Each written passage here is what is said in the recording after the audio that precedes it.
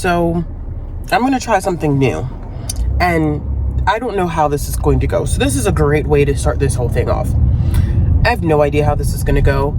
I have been really struggling with this whole idea of wrap-ups. Like, I know a lot of people enjoy my wrap-ups, but when you have to sit down and film a video and you're long-winded like me and you want to give people the most detailed reviews as possible, and you read as much as I end up reading, it is a lot of raw footage to edit.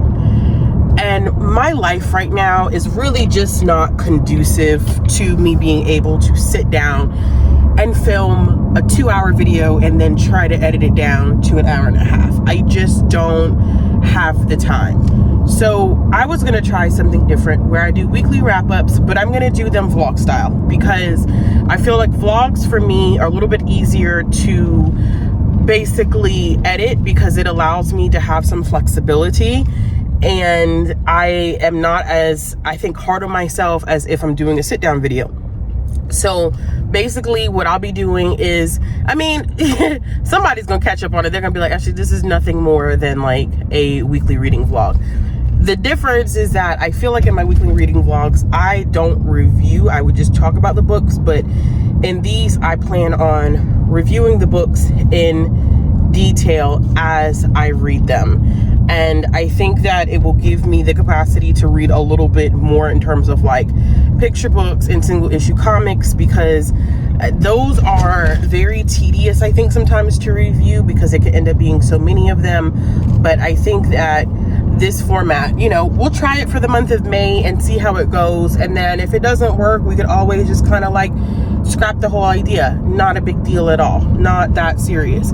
So the first thing that I'm going to be talking about is Queen of the Tiles. I just started reading this one yesterday, and I really am enjoying it to a certain degree.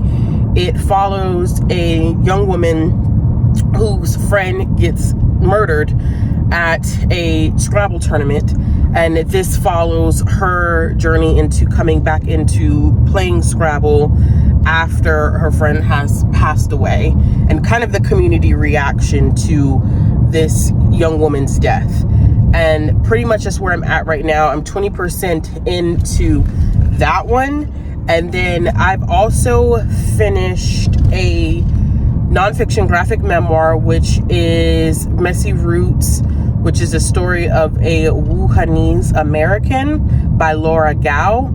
And I really loved the whole idea of getting a perspective of someone who had to deal with basically coming from 2 different areas and not really fitting into either one. So being born and raised in Wuhan, and then moving at such a young age that, you know, you kind of just don't really remember much of being, you remember stuff, but like you've lost what you've had in terms of like language and culture from being so removed from it. And then moving to the States, and moving particularly to Texas, and being around white people and trying to figure out like how you fit into that space of being from Wuhan, but also now being an American citizen, but also being constantly told like that you're not valued.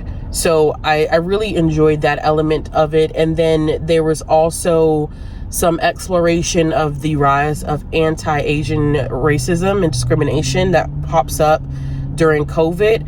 I think that Laura did an interesting job kind of starting with that point and then going back in time and chronicling their life. And so I think one of my biggest criticisms of Messy Roots is that it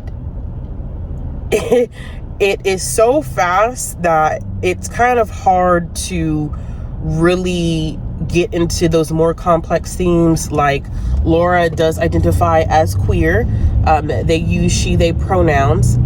And, you know, she explores that a lot in the graphic novel in some ways, but I don't feel like we get as much for the complexity of the topics. But I also recognize that this is their personal memoir, and you don't know how triggering or how uncomfortable it could be to re-explore those themes, especially when they've created a certain level of trauma. I think I just really like Laura's writing and her storytelling so much that I just wanted more. But the story moves incredibly fast, and the artwork is kind of the same way, where we get this fast-paced kind of sketch feel to everything that they do in terms of the art style in the graphic novel. So it fits well with how the pace of the story actually goes, but I wish that it would have just slowed down a little bit more and we would have gotten a little bit more detail, because they are very, very good at storytelling. So I'm really looking forward to whatever else Laura does end up putting out in the future. I also ended up reading Wildseed. I did sprints with Kayla and Bree last night, and while I wasn't 100% sprinting, I definitely was trying to get some stuff done. So I read Wildseed, which is another graphic. It's kind of memoir-ish, but also I feel like this one is a little bit more on the, I don't want to say tutorial side, because that's not the right word to use. It definitely is one that is more on the informative side of things, like understanding that for some people, things don't work independently of each other, like being Black and queer, like those things don't always work independently of each other. Like there's an intersection, and you have to recognize both of those marginalizations, which is something that I think, you know, for me, I'm not gonna rate this one low, because I didn't really learn anything new. I think that this is a good starting place for some people who are trying to learn a little bit more about being Black, about being queer, about how, like, even because the author really does also explore some interesting things about race, being Puerto Rican and Dominican, and trying to figure out whether they identify as Black or not, and having to deal with like anti-Black sentiments from their own mother. So I think that it's a lot of good introduction to conversations, but if you have already done kind of like the most basic research in terms of intersectionality, you know, some basic understandings of race, I think that this may not be one that you really end up getting a lot out of, because of the fact that this is something that you're already probably going to be really familiar with. So I am looking forward, I think, to seeing if the author has any more works. But oh, by the way, I did give, the book that I was talking about, I did end up giving that one 4 stars. And I'm thinking about the one that I'm talking about now. I want to give this one 4 stars as well. I'm trying to decide whether it's going to be 3.5 or 4, but I think it needs to be 4 because it serves its purpose, but it may not be one that I would have necessarily picked up to become more informed about. But that's just me. I literally am just now getting to work, so I will be, I guess, doing a check-in whenever I get another point. I guess this is kind of just like a weekly reading vlog. Oh well, like, screw it. Like, it is what it is. I just think like I need to, like, this is going to help me out. And I have a better phone now, so it's easier for me to vlog on this phone than it was on my old phone. So that's also a plus. But yeah.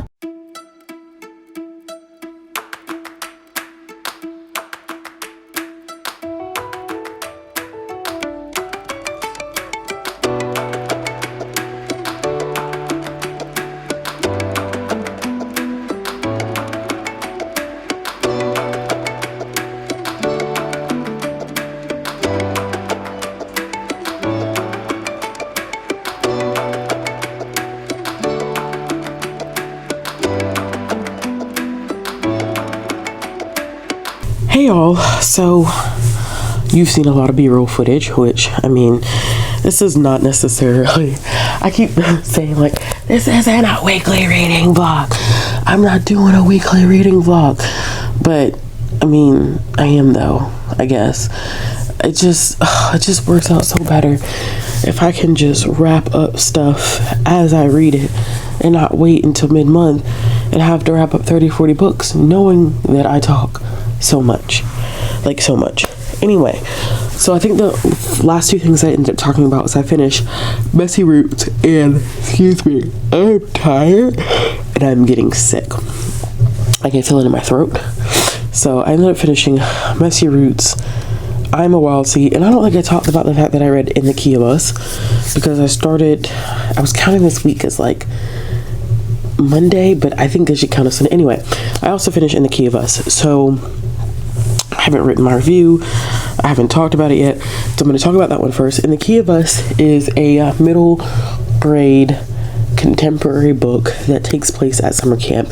It has a sapphic romance. It is about two black girls who go to this camp. It is a prestigious music camp, and both of them come from two different situations. It's told in alternative perspectives. And one of the girls, her mother passes away and she lives with her aunt and her uncle. They're having a baby and she doesn't really feel like she fits in. She misses her mom a lot and she's struggling with, like, you know, overcoming her grief.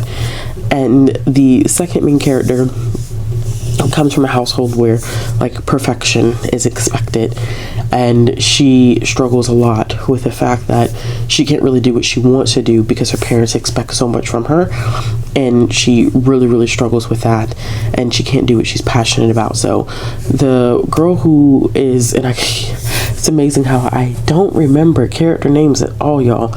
I am horrible. I don't know why I'm so bad at remembering character names. It's Zora. Zora is the one with her parents kind of expect perfection. She's been to the camp before. She has really excelled at the camp before. So when she gets to the camp and she meets Andy, they don't necessarily get started on a good footing. Like, Zora is very like, I need to make first chair clarinet, and I believe that Andy plays the trumpet. And so Andy's really struggling with getting back into the groove of, does she play the trumpet or the saxophone? Okay, first of all, Zora plays the flute. I don't know where I got clarinet from. That's a mess. That's a whole entire mess. But I did get Andy's instrument right. Andy does play the trumpet. And, you know, Andy's really struggling with getting back into playing the trumpet because of, like, her mother's passing, and she hasn't played the trumpet the same way that she used to play it. So they really kind of bump heads in the beginning, to be honest with you. They don't really get along that well, and then there are some elements that bring them closer together, but they are both struggling with so many different things that the other, like, isn't struggling with. But then also what they kind of share in common is being two black girls at a summer camp. And I know that we've had discussions a lot of times about, like, not having things constantly revolving around trauma and stuff like that. I think the reason why I like this book so much is the fact that it is two black girls going to a summer camp. You know, I grew up going to summer camps, and most of them were like day camps, but I had a couple that were overnight camps, and, like, you don't really find, like, a lot of black kids who do stuff like that. So for them to be in a situation where they're going to a camp and there's not a lot of other black girls, I think that it was very realistic, and it comes with some situations that are not so great, but I think that the bond that they build with each other, how they support each other, their ups and their downs, it was very realistic. And it was nice reading a middle grade sapphic romance that happens at a summer camp. Like, I've read anything like that, so it was just nice being able to get that experience and reading that. So I gave that one 4 out of 5 stars. I then finished today, which between all the B-roll footage, I ended up finishing Spy School by Stuart Gibbs. And this was a really quick read for me. I've been going back and trying to read, like, some more popular children's books that I know, like, have, like, quite a bit of circulation at the library, just, you know, because some of this stuff, like, I've never read before. And so Spy School is one of those things, and it is about a young kid he's not really young, he's middle school. It's about a kid by the name of Ben, and Ben gets recruited to go to this really awesome spy school, and he's CIA recruited. But, like, as you read the book, you kind of realize, like, Ben does not have the skill set to be at the spy school, and all that like really plays a huge role into the context of the book. Like, why was this kid actually brought to the spy school? Like, what are the, you know, ulterior motives of the people who brought him in? And when he gets there, all this, you know, really interesting things starts happening where he's not used to being around kids that have been trained in the arts of espionage. Like, they are able to pretty much, I don't want to say like I don't want to say calm their way through school, but really that's the whole purpose. Like, if you can get away with it, you don't get caught, like nobody's going to say anything, because he has an encounter where someone like tries to coerce him into cheating, and he's like, you know, oh, he tried to, you know, get me to help him cheat, and they were all like, well, I mean, yeah, if you could get away with it, like, it's not frowned upon. So it's just an interesting setup. It's a different atmosphere in terms of a school setting, and he, you know, doesn't really make great friends because he's coming from a background where he doesn't have the skill set that they have. He's not really a part of their world, but he does end up meeting, you know, a couple of people that he gets along with that try to, you know, teach him the ropes and really help him figure out, like, why are you here again? And there's a lot of action, so I think this is great for middle grade readers who not only like, you know, espionage or spy books, but really like a lot of action.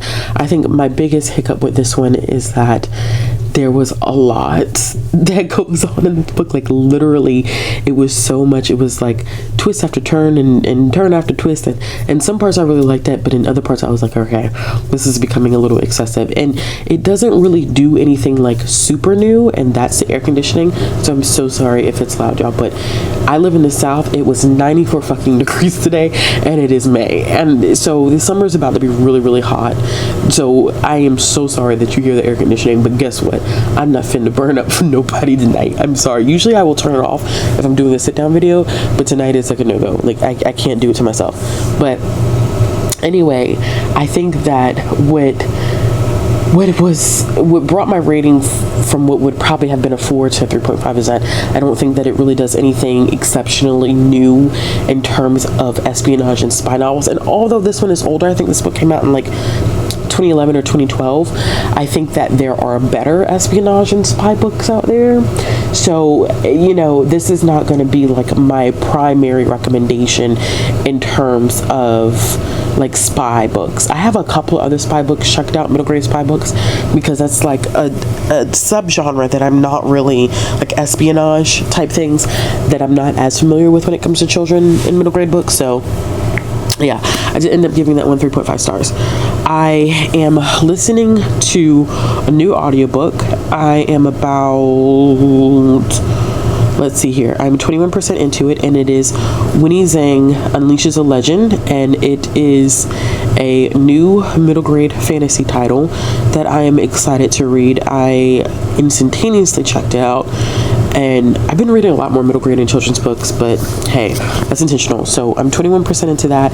It literally is about Winnie, who is going to middle school, and she is hoping that she'll fit in. And it's interesting because, like, her sister, when she first gets there, her sister is like, or when they're about to go to school, her sister's like, don't take mom's, you know, Chinese food to school. Like, don't take her Chinese cooking to school. And she was like, but mom makes the best Chinese, like, authentic Chinese food. So she takes it to school, and of course the kids are assholes, for lack of a better term, and, you know, of course they say really shitty things to her about it. And so she's trying to really, I think, figure out middle school. Like, middle school is hard. I think middle school is hard for everybody. Middle school was like a shit show for me. So yeah.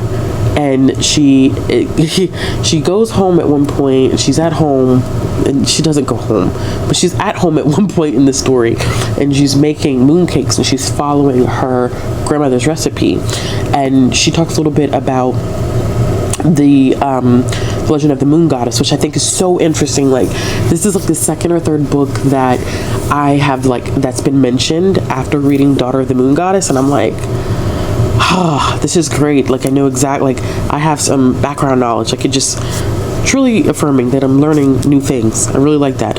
So she was talking a little bit about the moon goddess and the purpose of moon cakes, and one of the recipe, like one of the things on the recipe says like essence of the moon, and she was like, oh no, like that doesn't really mean anything, and you know, maybe it's like maybe it's just a term that we're using for like a secret family ingredient. I don't know. So she makes moon cake, she eats it, and then all of a sudden some spirits are awakened, and I won't say who, because I think in some ways I haven't really looked at the summary of this book. I went into it blind. I don't want to say who it is just in case it is a spoiler, but some spirits are awakened, some good spirits and some not so good spirits.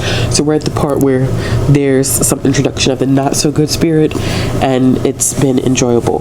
But I think for the rest of tonight I want to finish Sacrificial, Princess and the King of Beasts, which I think there's some B-roll footage of me reading this. I'm reading this because Shay has raved about it. I just watched Shay's review of the entire series, and Shay, that was so beautifully done. She got really emotional, y'all, and I was like, oh, I need to pick up the series. So I have volume 1. So I'm going to be finishing this up because I think I got maybe like that far into it. So not quite halfway through, but it literally is about a ferocious king of beasts and this young girl who's supposed to be the sacrifice, and it's nothing is what it appears to be. That's all I can say about this, is that nothing is as it seems. So she's supposed to be getting prepped to be sacrificed, and there are other things that end up happening that make the story absolutely amazing. I'm really enjoying it, but you know, Shay's recommendations never fail. I also have this middle grade graphic novel, Jukebox, which is from the same author of Pashmina, which I have read Pashmina before and I enjoyed it. So I'm looking forward to reading this. I've heard great things about Jukebox, and it seems like it's going to be a relatively quick read.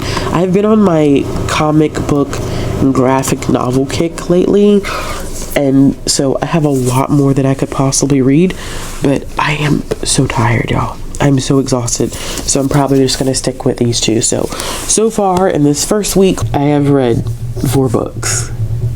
So this is why I keep saying that it's probably best that I do a weekly wrap up, because I would not be surprised if by like the end of this week I would have read 7 or 8 things, which is completely wild. I know it's wild. I know it's absolutely ridiculous, but yeah. But yeah, I'm going to do some more reading, and then whenever I get a chance, I will update y'all and do some more reviewing.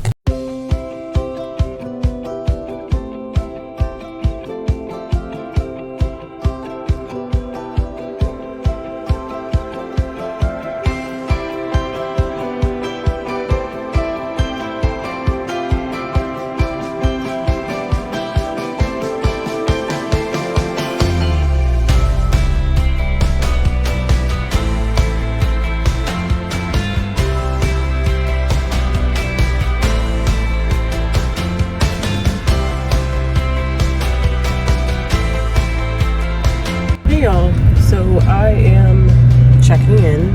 I did not finish anything last night, and I was like, oh yeah, I'm gonna finish this stuff. I finished absolutely nothing. I finished nothing because of the fact that I was tired. I was exhausted. I actually ended up having to go look at a property for a house, and so I was worn out really when I had checked in last night. But I'm off today, and as you saw me, I was getting my hair retwisted. As you can see, it's retwisted, and I decided that I was gonna enjoy my day off today, because I rarely, like, when I'm supposed to be off, like I'm looking, checking emails, doing, like, it just defeats the purpose. But anyway, when I was at my loctician's place, I was reading Maximum Carnage, which I think when I finish Maximum Carnage, when I finish like the actual comic, I will like explain some more stuff about that. But I was reading Maximum Carnage. I am still reading my Katie Wang Unleashes. I'm still reading that book, but I'm headed to the bookstore because it's been a long time, and not like a bookstore.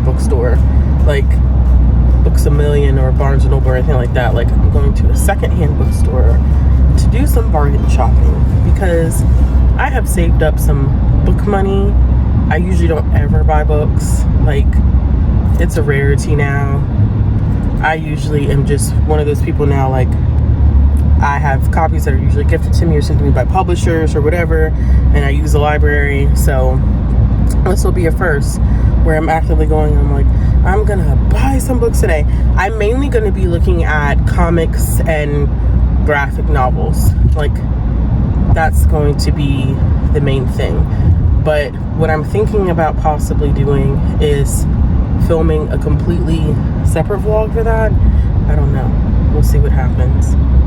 Or I may just schedule some time to do that at another time, which, who knows, y'all.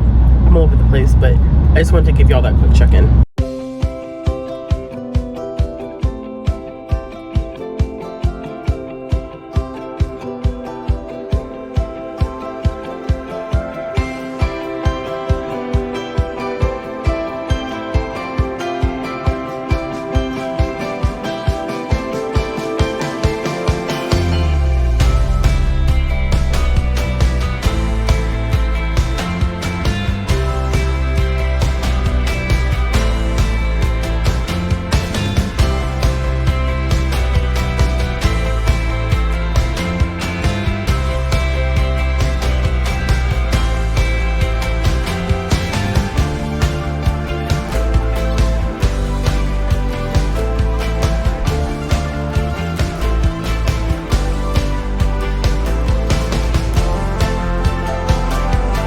Hey y'all, so I ended up finishing another book. I finished Winnie, Zang Unleashes is it a legend?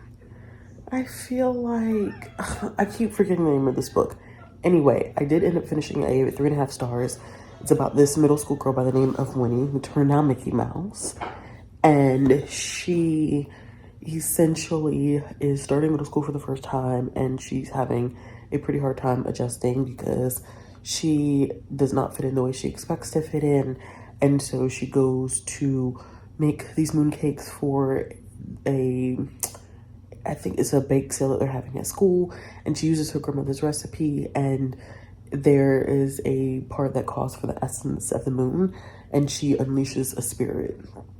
So she figures out how she's connected to all of this, and she has to fight the spirits and everything. And I thought it was really fun. I thought it was like really, really fast paced, and there were some really interesting like mythological elements to it.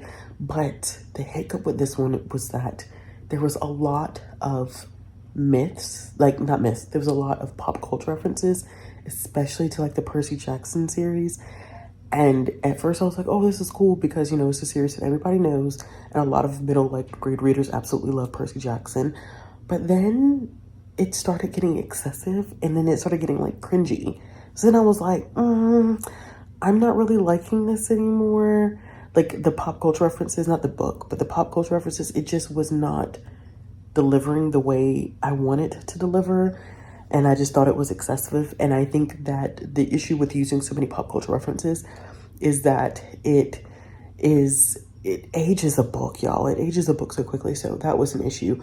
But I really thought that like the friendships that she had with some of the people, and then like her rivalry with David, I thought that was really unique. But I think the whole transitioning from elementary to middle school is going to be a huge element that a lot of like maybe lower middle grade readers are going to relate to, because people don't realize like how big of a transition that is, moving from elementary school to middle school. So like I said, I ended up giving that one 3.5 stars. I am currently reading My Androgynous Boyfriend. I heard about this one from Izzy and Shetty, and I'm only a little bit of the way through. So when I finish this one, I will check in and review it.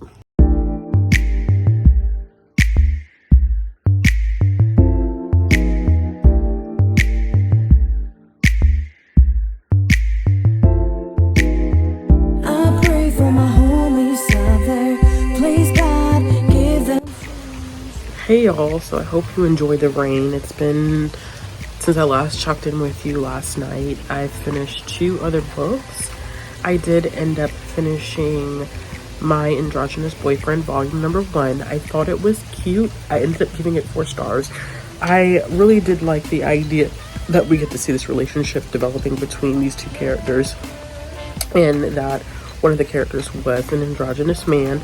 And it's really told, I don't want to say like vignettes, but it's almost like short stories. And it's not like, what's the one that I had started reading, The Way of the House Husband. It's not like that. So that one was kind of weird in the sense that none of this stuff really connected. This does connect in some ways, I think, or at least it gives us a fuller picture of what their relationship is like. I will say, like, going into it and when I read it, that I think that one of the things that people are probably going to have the most hiccups with is the fact that it does not really explore some of the things that happen. So there's a couple times when people assume that they're both women and they're in a relationship, or people assume because he's an androgynous man, he has to be gay. And so some of the aspects of that conversation are very surface level because our two characters quite often kind of like shrug it off and they don't really say much about it. But I still did end up liking it, and it's cute. And I think the publishing has slowed down, like the translations into English. I think Izzy had talked about that a little bit. I can't exactly remember what's going on. So there's only 3 volumes out right now, and it's very hard to get volume 2.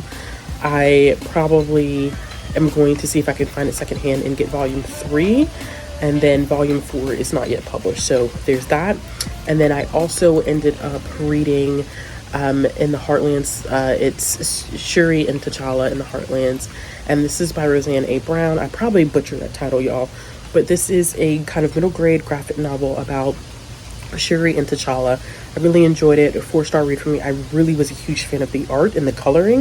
I thought it was nice, and Roseanne A. Brown did a pretty good job for it being her first graphic novel. I think that I always say this when you have authors who kind of transition from writing graphic novels to transition from writing prose to writing graphic novels.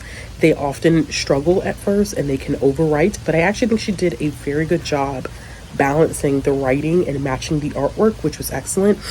It focuses on Shuri and T'Challa, and I forget the name of the actual ceremony that occurs, but they destroy, I think it's Washing Day, and they completely destroy the entire structure and the ceremony, and basically their mother is pretty pissed off about it. So this is actually Shuri's mother, and I was not aware of this. This is Shuri's mother, not T'Challa's mother. So Shuri and T'Challa are actually half siblings, and T'Challa's mother and father have both died. And Shuri's mother is the one that's queen right now, but she is just T'Challa's stepmother. But she's raised him since he was little because T'Challa's mother died giving birth to him. So I thought that was pretty interesting. I don't know if that's actually tied to the true story behind the Black Panther. I'll have to dig a little bit deeper into that. But there's this disease that begins to infect everyone, and it's a mechanical. It overtakes organic matter and turns them into mechanics, basically like robots. So T'Challa and Shuri basically have to go to the Heartlands and figure out the remedy for the fact that all these people have essentially become infected. And it really is a look at some of the history of Wakanda. It definitely is a closer look at the relationship between T'Challa and Shuri because of the fact that they have different mothers but the same father, and how T'Challa is trying to deal with his grief of losing both of his parents and wishing that both of his parents were still alive, and how that impacts Shuri, who is like, dang, do you essentially wish that I wasn't born? And it's a very complicated relationship between the two of them. But I think that people who have blended families like that would really, really appreciate what Roseanne does with the story itself. Like I said, the artwork was really, really nice, and I think that I'm loving that both Marvel and DC are really incorporating these newer storylines for younger audiences to start picking up into the superheroes. They get to see them in a format that's really accessible for them. So I said I give that one 4 out of 5 stars. I am currently reading 2 things. I am making my way through Arusha and the End of Time because I've been meaning to read this for a very, very long time. And then I am also reading, I can't remember the name of it, y'all. I will put the picture on the screen. It is a thriller. I'm only 20% into it, and it is about a woman who is a killer who is determined to prove to readers that she is not a sociopath. She's not a person who lacks empathy. She likes animals. She's been in love before. She feels emotions. She cries at stupid commercials that other people, she feels things. She just happens to kill people. So she walks us through every instance in which she's killed someone because she's been brought in by the police for questioning, and in the missing or the murder of her husband, she's wanted as a suspect. And so she's taking us through each instance of where she has actually killed someone. And I must say, this is a very character-driven type of story. Like, the character development is very important to this narrative, and the author is doing a hell of a job. I should not be rooting for or feel empathy for someone who just kills someone, but the author is really making you question your humanity, because you're like, oh, I get why you did that. And it's like, no. I shouldn't be saying, like, I get why you did this. I get why you killed someone. But you do essentially understand why she is killing someone. So I'm going to finish with that one. I don't know how much progress I'm going to make. I'm definitely not going to finish either one of those today. I probably have some graphic novels or comics or manga that I will end up possibly finishing today. But if I do finish anything else, I will do a check-in and do another review.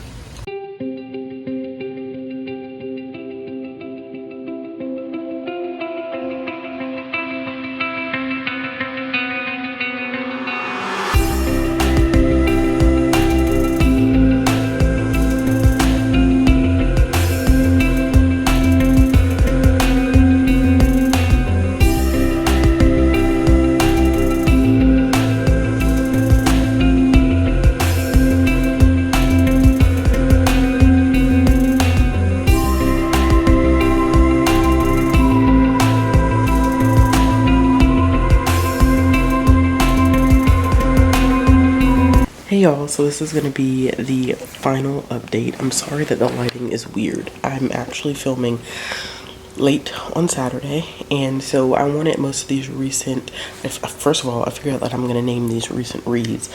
I didn't know what I was going to do it, but it makes more sense to just do recent reads, where you'll be getting a weekly update from me of things that I've recently read.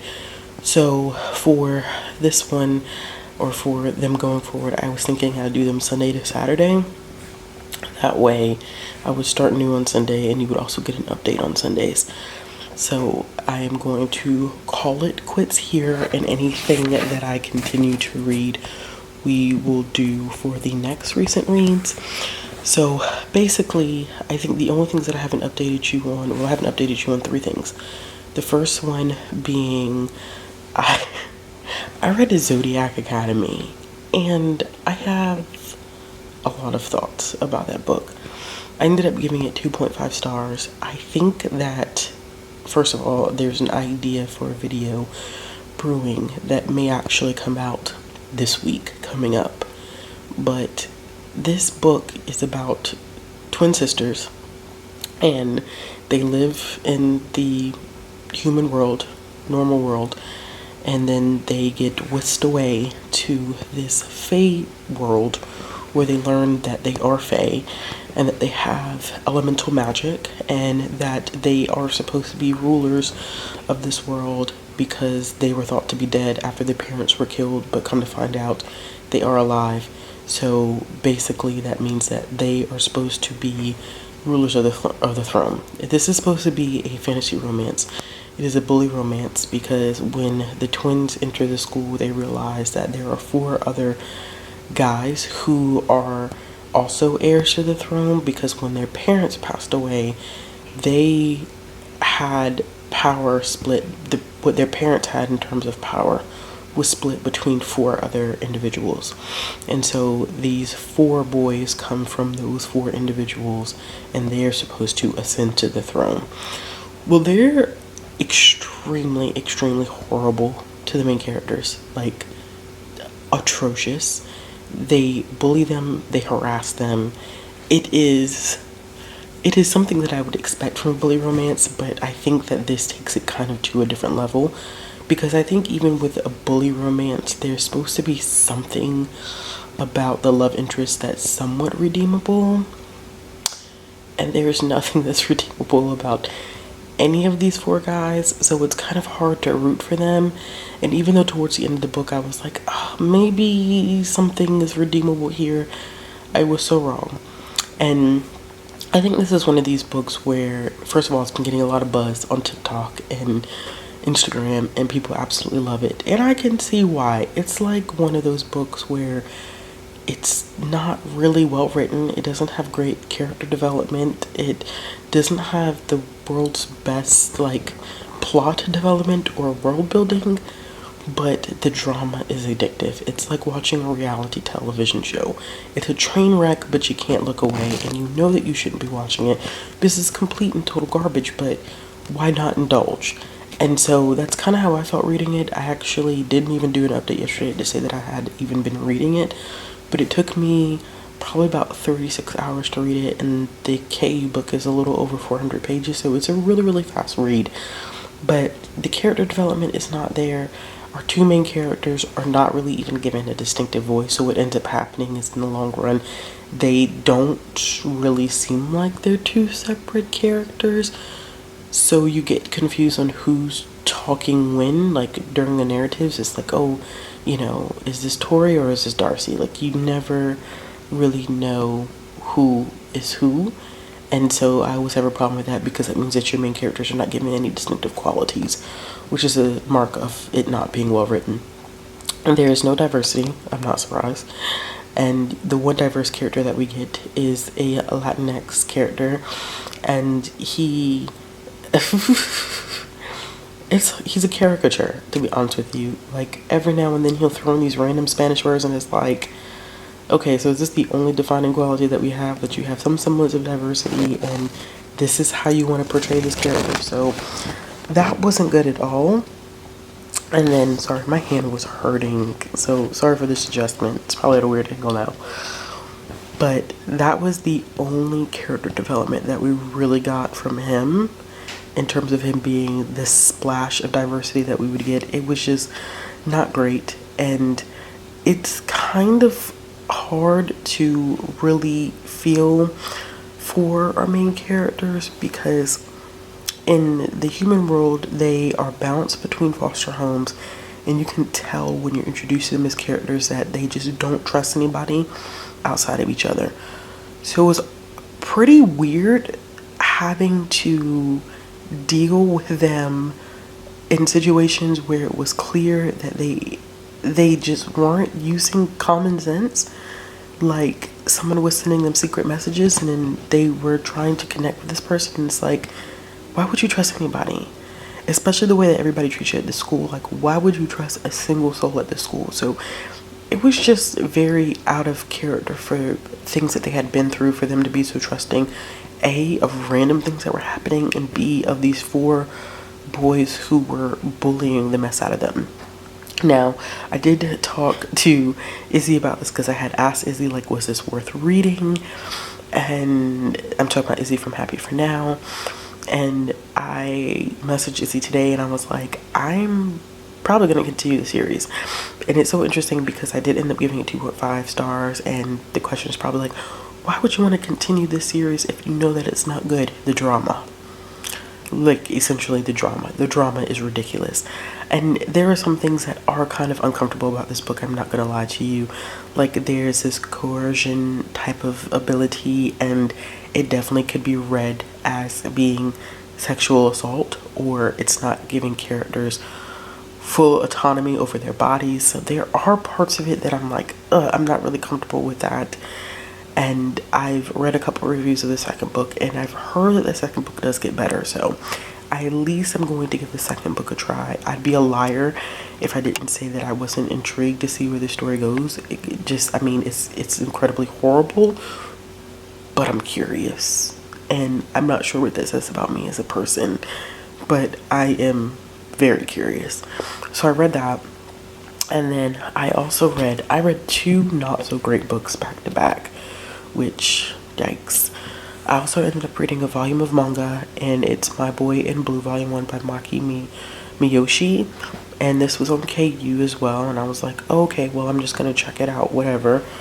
And it's about a 16-year-old girl who gets invited to this kind of like matchmaking party, and her best friend pretend that they're 22 because her best friend's sister was like, you need to pretend like you're older. So she ends up meeting this guy who works there, or who attends also, and they end up talking like after, and it's clear that he's interested in her. And then she makes a mistake and kind of reveals that she's 16, and he's pretty much like, I don't want to have anything to do with you. Then she finds out he's a police officer, and she gets into these series of like random things, and then they get, and this is kind of a spoiler, but I have to say it, so just so you know, I have to say this in order to explain why I didn't care for it. It is an age gap, but they get married, or they get engaged by the end of the first volume. I did not feel 100% comfortable with that. I wasn't really a huge fan of the fact that they got engaged and were gonna get married so they could be together. It just was weird. Like, it kind of has those same vibes as My Boyfriend in Orange, but My Boyfriend in Orange doesn't read as young as My Boy in Blue. It just did not have the best vibes, and I didn't like it. So I ended up giving that one 2 stars, and I'm not going to continue with that series. Last thing I ended up reading this week was Money Shot Volume 2. Just look at the cover. So Money Shot is a series that I had started a while ago, and I just literally found Volume 2 on sale today for $1.99 on Comixology, so I went and I picked it up. And it is about these group of scientists who need funding, and because they're not getting funding from the government because of the president, they decide that they are going to do some interesting things in outer space for money, and people sign up for memberships to watch these videos. And it's like, it has some really interesting commentary, and I thought the artwork was really good in Volume 1, but Volume 2 does not hold a candle to Volume 1. It is not great, y'all. Like, it is extremely wordy. It picks up right where it left off, but then like from Volume 1 where Volume 1 left off. And we are introduced to the president, who really honestly is like a caricature of Donald Trump. He's supposed to be like Trump, and it's almost a little heavy-handed. Like, you get it within a couple of panels, but then like they keep pushing it, and it's like, okay, we get it, this is supposed to be like a version of Donald Trump, and it's just like, ew. And then it's just the amount of words that were used in this volume just were not good, and it's not doing anything super unique that I was hoping it would expand on from Volume 1. It just didn't take it to another level. I really wasn't as invested in the characters. I wasn't invested in the plot. So I ended up giving this one 2 stars. And I think that I'm not gonna continue the series. I think I'm pretty much done. I think what I am going to do is start over at the beginning of Sex Criminals and do a reread of what I have read, because I think I've read up to Volume 3 of Sex Criminals, but I think I'm going to finish the series now because I think that one's probably a lot better. So basically, next week with the recent reads, you'll probably be getting a taste of some stuff that I'm going to finish up tomorrow.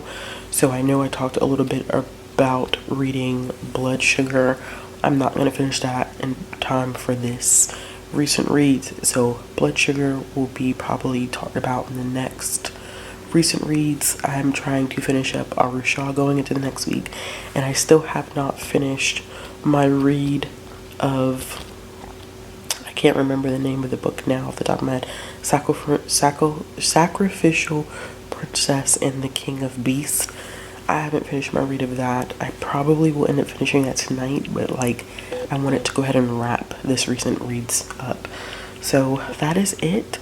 I really am kind of enjoying this format now, instead of having to sit down at one time and review a bunch of books, because I read so much. I think reviewing them in real time and talking about them in real time and not having to sit down and film such an extensive and long wrap up is kind of working for me. I am liking this already a lot better, but y'all let me know how you feel about it in the comments below. As always, if you like this video, give it a thumbs up. If you want to see more content from me, click the subscribe button, hit the bell for notifications, and I'll be back with another video soon. Bye.